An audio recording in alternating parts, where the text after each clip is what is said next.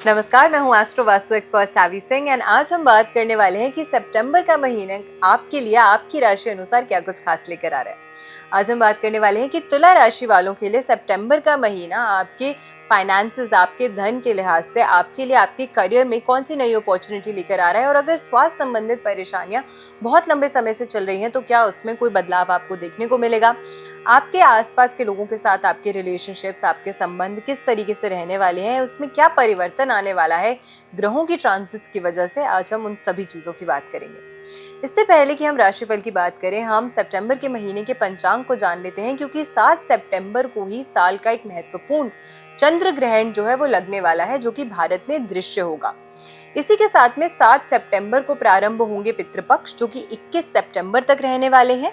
और 22 सितंबर से शुरू हो जाएंगे शारदीय नवरात्रे, और शारदीय नवरात्रे की नवमी तिथि होगी 1 अक्टूबर को, और जिसके पश्चात 2 अक्टूबर को हम मनाएंगे विजयदशमी यानी कि दशहरा का महापर्व। इसी के साथ ये समय जो है 21 अगस्त से लेकर 14 सितंबर का ये जो समय है, इस समय महालक्ष्मी व्रत जो है वो भी, उसका पर्व भी चल रहा है। तो स्पेसिफिकली हमारे देश का जो वेस्टर्न एरिया है, जो वेस्टर्न कोस्ट का एरिया है, वहां पर इस पर्व की बहुत ज्यादा विशेष मान्यता होती है। तो आप सभी को हार्दिक शुभकामनाएं है महालक्ष्मी व्रत की।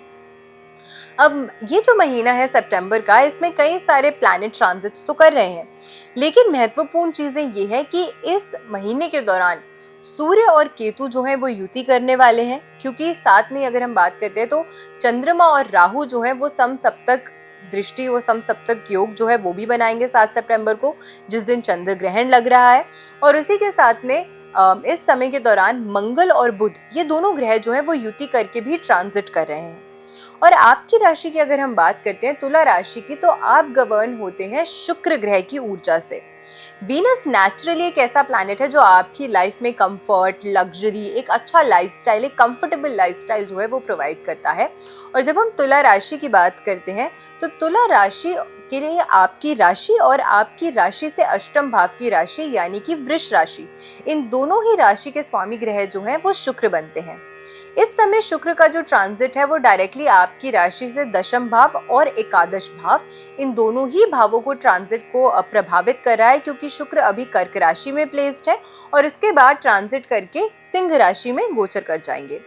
तो इस समय शुक्र का यानी कि आपकी लग्न की स्वामी की राशि का या आपकी राशि के स्वामी का जो केंद्र और त्रिषाढ़ाय भावों के साथ ये जो एक कॉम्बिनेशन बनाता है, ये एक बहुत शुभ कॉम्बिनेशन है।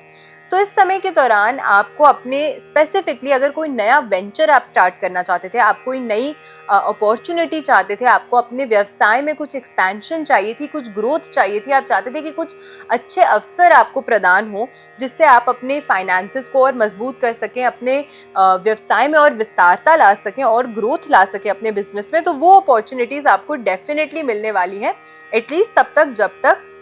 शुक्र की प्लेसमेंट जो है वो दशम भाव में रहने वाली है। जैसे ही शुक्र एकादश भाव में ट्रांजिट करेगा, लग्न के स्वामी की एकादश भाव की प्लेसमेंट भी एक तरीके से एक राजयोग फॉर्म करती है, लेकिन ट्रांजिट अनुसार यहाँ पर इस राशि में ऑलरेडी केतु प्लेस्ड है, और केतु नेचुरली एक ऐसा ग्रह है जो हर कार्य में थोड़ी सी अड़ंगा अड़ाने का, थोड़ा सा ऑब्स्टिकल्स लाने का, थोड़ी सी परेशानियां क्रिएट करने का या डिलेज लाने का कार्य जो है वो करता है। तो नेचुरली जब शुक्र ग्रह के साथ केतु प्लेस्ड हो जाता है तो वो आपको कहीं ना कहीं अपनी मटीरियलिस्टिक लाइफ से डिटैच भी कर सकता है। तो आप कोई कार्य तो शुरू करेंगे, लेकिन उसके बाद में आपको कहीं ना कहीं वो जो डिटर्मिनेशन या जो ऊर्जा आपको चाहिए उसको आगे बढ़ाने की, केतु की प्लेसमेंट की वजह से वो ऊर्जा में कहीं ना कहीं कमी आती हुई आपको नजर आएगी, जिसकी वजह से कार्य शुरू तो कर दिया लेकिन सस्टेन करना आपके लिए वो मुश्किल होगा। तो इसीलिए आपके लिए इस महीने के दौरान और महत्वपूर्ण हो जाता है कि आप अपने इस ग्रह की ऊर्जा को और ज्यादा स्ट्रॉन्ग करें और ज्यादा पावरफुल करें, ताकि इस तरीके की जो परेशानी आ रही है उससे आप डायरेक्टली जो है वो ओवरकम कर सकें। सूर्य ग्रह जो है वो भी अगर हम बात करें तो इस समय के दौरान गोचर कर रहे हैं, और सूर्य प्लेस्ड रहने वाले हैं आपकी राशि से एकादश भाव यानी कि 11th हाउस में सिंह राशि में। ये भी केतु के साथ युति करेंगे और उसके बाद ट्रांजिट करेंगे 16 सितंबर को सिंह राशि से कन्या राशि में, जो कि आपके भाव से द्वादश भाव की राशि है। तो सूर्य और केतु की जो युति है अगेन कहीं ना कहीं आपके लिए थोड़ी सी संघर्ष और परेशानियां जो है वो बढ़ा सकता है 11th हाउस में। 11th हाउस भी एक तरीके से आपके फाइनेंसेस को ही गवर्न करने का, आपके धन को ही गवर्न करने का भाव जो है वो माना गया है। और वहां पे जब केतु प्लेस्ड हो जाता है तो अगर आपको किसी भी प्रकार की मॉनेटरी सहायता लोगों से मिलती है या आप कोई भी ऐसा काम करते हैं जहाँ पे आपको रेंटल इनकम आती है या कोई भी अन्य इनकम जो आप अपने बिजनेस के अलावा या अपने जॉब के अलावा कमाते हैं, वो एकादश भाव उसका नेतृत्व करता है। और यहाँ पे केतु की प्लेसमेंट कहीं ना कहीं उस इनकम में थोड़ी सी परेशानी, डिलेज या ऑब्स्टिकल्स जो है वो भी पैदा कर सकता है, तो उसका खास ख्याल आपको जरूर रखना चाहिए।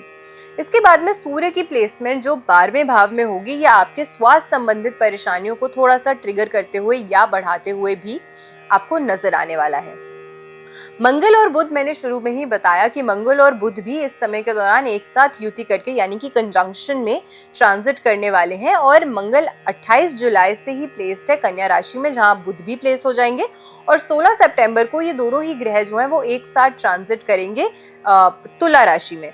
यानी कि आप ही की राशि में। अब आपकी राशि में जब मंगल और बुध ये दोनों ग्रह एक साथ ट्रांजिट करेंगे तो आपको कुछ अच्छे रिजल्ट्स जो हैं वो अपने जीवन में देखने को मिल सकते हैं। हाँ, जहाँ पे आपको स्वास्थ्य संबंधित परेशानियां थोड़ी सी फेस करनी पड़ेंगी, बट आप उसे बहुत अच्छे से ओवरकम भी करते हुए नजर आएंगे। ऑल ओवर आपके अंदर जो एक आकर्षण शक्ति है वो बढ़ती हुई नजर आने वाली है। आपके अंदर एक बेटर विल पावर एक आपको डेफिनेटली देखने को मिलने वाली है जब मंगल की प्लेसमेंट आपके लग्न में होगी। हाँ, जोश में जिसे हम कहते हैं ना कि कभी कभी व्यक्ति होश खो देता है, वो करने से आपको थोड़ा सा बचना चाहिए, स्पेसिफिकली तब अगर आपकी राशि अनुसार या आपकी खुद की कुंडली अनुसार मंगल या बुध की स्थितियां जो है वो कमजोर हैं। क्योंकि बहुत ज्यादा तीव्र तरीके से जब अग्नि तत्व ग्रह किसी व्यक्ति के लग्न को प्रभावित करता है और अगर नेचुरली उनकी कुंडली में वो ग्रह मजबूत ना हो तो कहीं ना कहीं आपके फर्म डिसीजंस को वो गलत कर सकता है। तो जरूरी नहीं है कि अगर आप डिसाइसिव है और अगर आप कोई डिसीजन ले रहे हैं तो वो डिसीजन सही या आपके लिए बेनिफिशियल ही हो, क्योंकि कहीं ना कहीं इस भाव में मंगल की प्लेसमेंट आपके अंदर एक जुनून तो लाएगी बट कहीं ना कहीं जिद्दीपन भी ला सकती है। तो जुनून और जिद्दीपन के बीच की वो जो फाइन लाइन है उसे आपको मिटने नहीं देना है, या उसका डिफरेंशिएट जो है वो आपको हमेशा करके रखना है। अगर आप चाहते हैं कि इस महीने के दौरान जो भी आप निर्णय ले रहे हैं उससे वाकई में आपको आपके जीवन में अच्छा लाभ जो है वो देखने को मिले। इसी के साथ में गुरु ग्रह की अगर हम बात करते हैं तो वो नवम भाव में प्लेस्ड रहने वाले हैं। और नवम भाव में गुरु ग्रह की जो प्लेसमेंट है वो आपके लिए कुछ अच्छे रिजल्ट्स लेकर आने वाली है। आपकी इन जनरल धार्मिक यात्राओं के प्रति कोई इंक्लिनेशन जो है वो बढ़ सकती है, या फिर इस ग्रह में इस प्लेसमेंट की वजह से अगर आप हायर एजुकेशन परस्यू कर रहे हैं, पीएचडी कर रहे हैं, पोस्ट ग्रेजुएशन कर रहे हैं, तो उस लिहाज से भी ये जो प्लेसमेंट है वो आपकी हायर एजुकेशन में स्टूडेंट्स को कुछ अच्छी सपोर्ट जो है वो प्रोवाइड करती हुई नजर आएगी। तो ऑल ओवर इस महीने आपको कुछ बदलाव, कुछ उतार चढ़ाव जो है वो अपने जीवन में देखने को मिलेगा। लेकिन क्योंकि हम चाहते हैं कि आपके लिए जो महीना है वो बहुत ही अच्छे से निकले, बहुत ही स्मूथली निकले, और जैसे कि मैंने स्टार्टिंग में ही आपको बताया कि आपके लिए ज़्यादा महत्वपूर्ण है कि आप अपनी राशि के स्वामी ग्रह शुक्र की ऊर्जा को हमेशा बलवान करके रखें, उसे हमेशा स्ट्रॉन्ग रखें, जिससे आपको हमेशा अपने करियर में, फाइनेंसेस में, अपनी लव लाइफ में हर तरीके से आपको ग्रोथ मिले। क्योंकि शुक्र ही एक ऐसा ग्रह है जो आपके जीवन में आपको सुख, यानी कि हर वो चीज़ जिससे आपको सुख महसूस हो, सुख की अनुभूति हो, लग्जरी हो, कंफर्ट हो, प्रेम हो, वो प्रोवाइड करता है। तो ऐसे में शुक्र की ऊर्जा को बलवान करने के लिए आपको रोज यानी कि गुलाब का इत्र जो है वो नियमित रूप से अप्लाई करने का यानी कि लगाने का प्रयास करना चाहिए। अगर नहीं लगा सकते, क्योंकि कुछ लोगों को खुशबू से एलर्जी भी होती है,